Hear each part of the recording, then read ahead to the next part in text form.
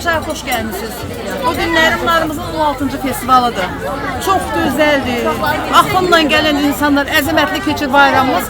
Hamımızı təbrik edirik.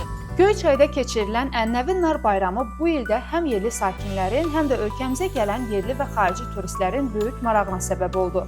Rayonun mərkəzi küçələri bayram əhval-ruhiyyəsi ilə bəzədilib. Hər addımda nar mövzusunda zövqlə hazırlanmış əl işləri, suvenirlər və rəngarəng stendlər nümayiş etdirilib.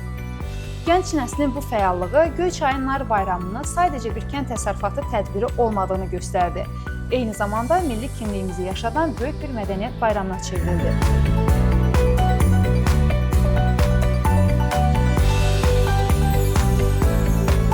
Bayramın əsas hissəsi isə təbii ki, nardan hazırlanan məhsullar oldu.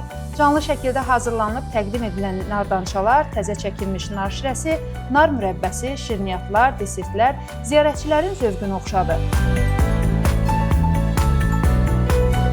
Nar bayramı təkcə məhsul bolluğunu deyil, həm də Azərbaycan mədəniyyətinin, qonaqpərvərliyinin və yaradıcılıq ruhunun təntənəsi kimi yadda qaldı.